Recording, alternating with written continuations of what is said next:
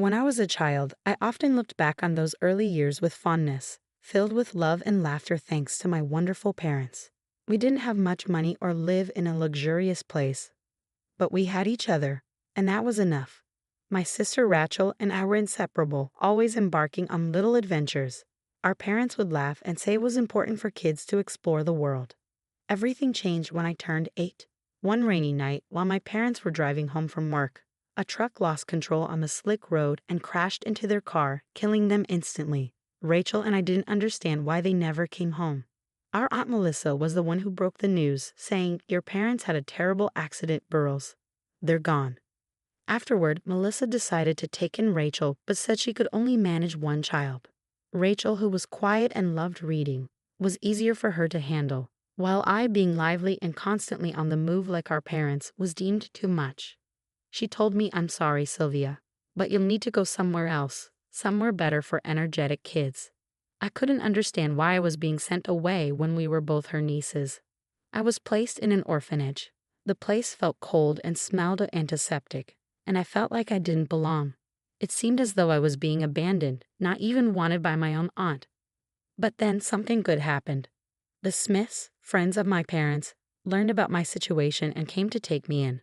They didn't see me as a troublesome child, but as a girl who had just lost everything. "Why would we not want you, Sylvia?" Mrs. Smith asked gently as they were signing the adoption papers. "You're going to be our daughter now, and we'll make sure you have everything you need." Moving to a new city with the Smiths felt like stepping into a different world. They loved me as their own, never making me feel like an outsider. They supported me through school, cheered for me at soccer games, and were there for every high and low as I adjusted to my new life.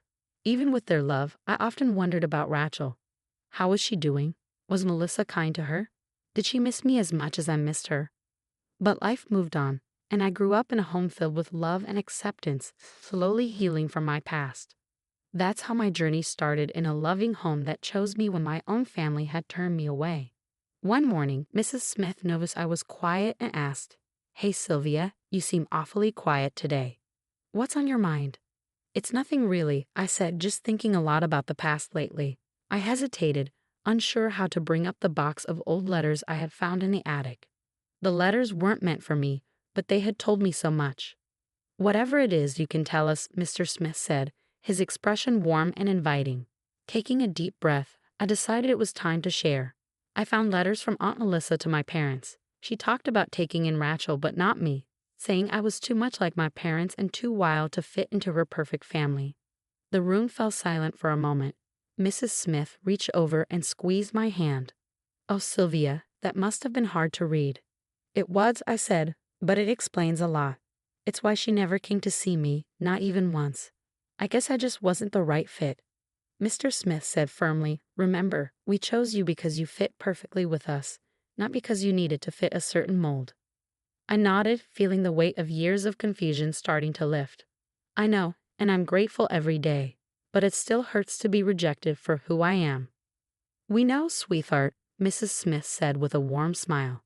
"But remember, you're not that little girl anymore. You're a strong young woman who has overcome so much." "You're right," I said. "I'm going to use this. I'm going to write my thesis on family dynamics and acceptance. Maybe I can help others understand and deal with similar situations." "That sounds like a wonderful idea," Mr. Smith said proudly. "We're so proud of you."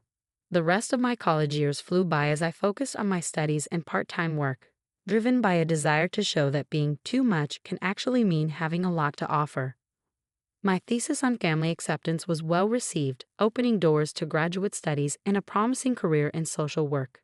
Every success felt like a quiet reply to Aunt Melissa, proving that her rejection didn't define me but pushed me forward. My bond with my adoptive parents grew stronger, and I found comfort in knowing I was loved unconditionally as my career took off.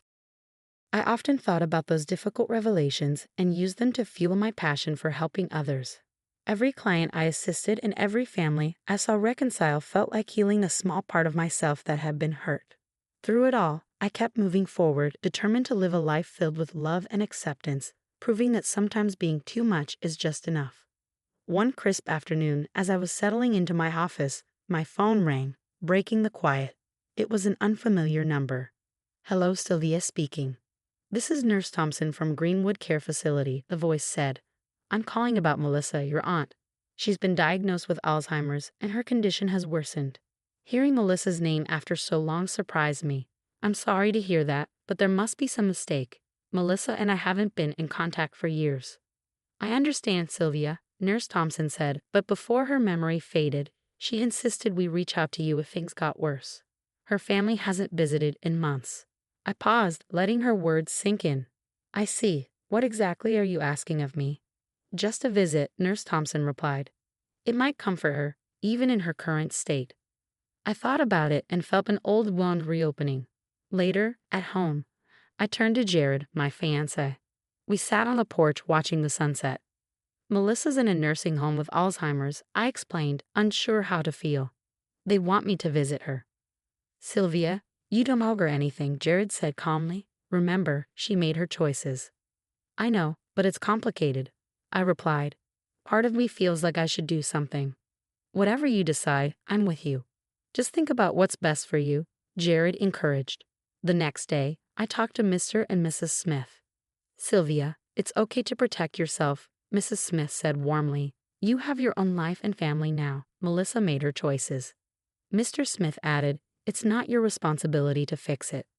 Their words made sense, but I needed more perspective. I called Rachel, hoping to understand her absence in Melissa's life. Sylvia, I stayed away on purpose, Rachel confessed. Living with her, even as the favored child, was suffocating. When I left, I decided it was for good. Did you know about her condition? I asked. I did, Rachel said. But I chose peace. It wasn't easy, but it was necessary for my sanity. Rachel's words hit hard. We had both found our escape from Melissa's controlling shadow. After reflecting on these conversations, I decided to call Nurse Thompson back. I've given it a lot of thought, I said. I'm sorry, but I can't visit Melissa. It's a part of my past that I can't revisit. Please understand. I understand, Sylvia. Thank you for considering it. We'll respect your decision, Nurse Thompson said before hanging up. A mix of relief and sadness washed over me. Jared held me close, his support unwavering. You made the right choice for you, Sylvia, he assured me. Leaning into his embrace, I felt the strength of his support. Choosing to move forward on my own terms was one of the hardest but most freeing decisions I had ever made. A few days later, I met Rachel at a cozy little cafe. I was nervous but excited.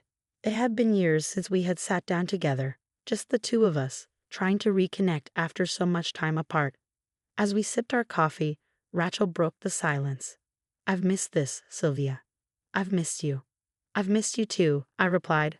Her words made the familiar pain of our separation ease a bit. I'm sorry we let so much time pass. We were both dealing with a lot, Rachel said with a tentative but genuine smile. But I'm glad we're here now. We started talking about our aunt, and I hesitated before speaking. I heard about Melissa's condition. It must have been tough hearing about it after all these years. Rachel's expression clouded for a moment. Yeah, it brought up a lot of old feelings, but I realized that staying away was necessary for my own healing. She wanted to shape me into something I wasn't, and when I couldn't fit into that mold, it hurt a lot. I nodded, understanding her more than ever. She had been rejected in one way, and I had been rejected in another, just for being too much like Mom and Dad, too energetic, too lively. It's ironic, Rachel mused. Rachel and I talked more about our past. She pushed us away, trying to mold us, and now she's the one left alone. I said, I've decided not to visit her. It's hard, but it's what I need to do to protect my peace. I hope that's okay. Rachel reached across the table and squeezed my hand. It's more than okay, Sylvia. I support your decision.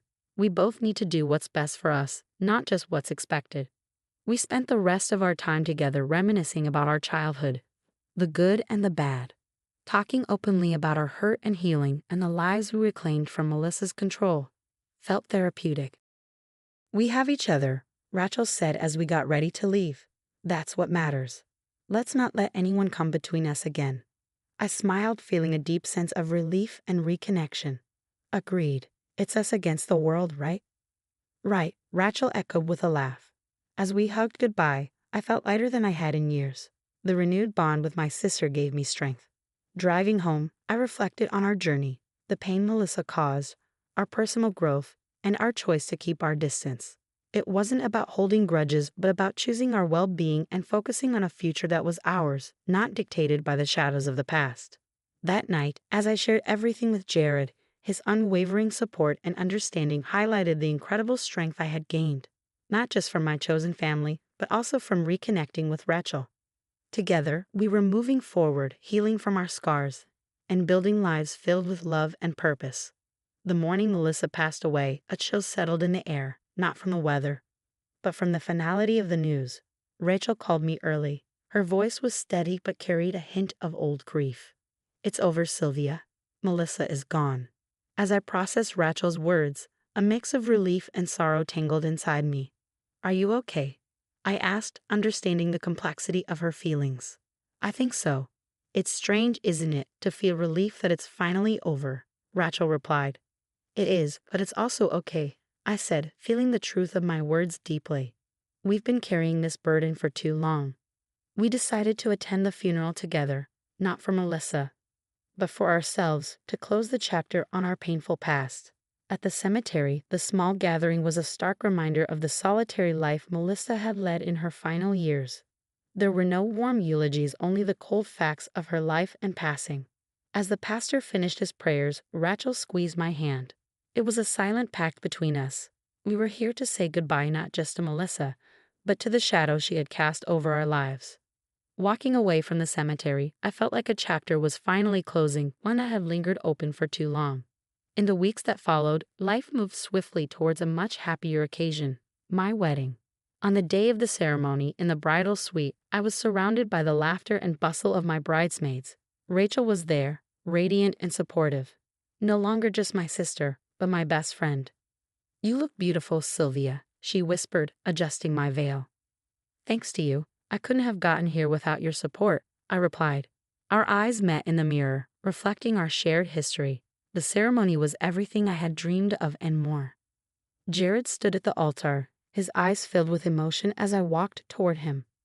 The church was full of our friends and family, every face a reminder of the love and support that had guided me here.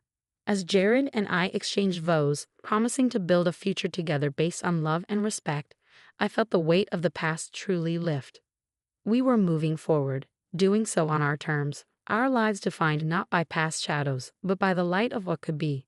The reception was a blur of music, dancing, and laughter. Mr. and Mrs. Smith danced every dance, their faces glowing with joy. Rachel gave a toast that brought everyone to tears, not just for its words of love, but for the journey it recounted, a journey of healing and rediscovery. As the night drew to a close, Jared and I stepped outside for a quiet moment.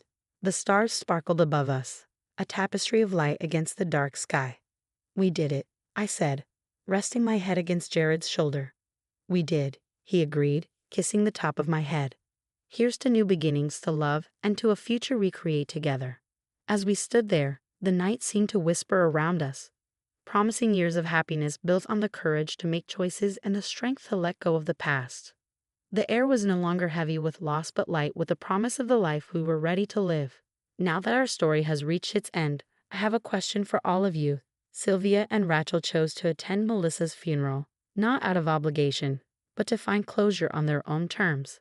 Do you think attending the funeral of someone who hurt you is necessary for healing, or is it better to find peace from a distance? Share your thoughts and experiences in the comments below. Your insights can enrich our discussions and provide support to others facing similar dilemmas. If you found this story moving or thought-provoking, please like this video and subscribe to our channel for more content like this. We value each like, comment, and subscription as it helps our community grow and allows us to bring you more stories that matter. Thank you for watching. I look forward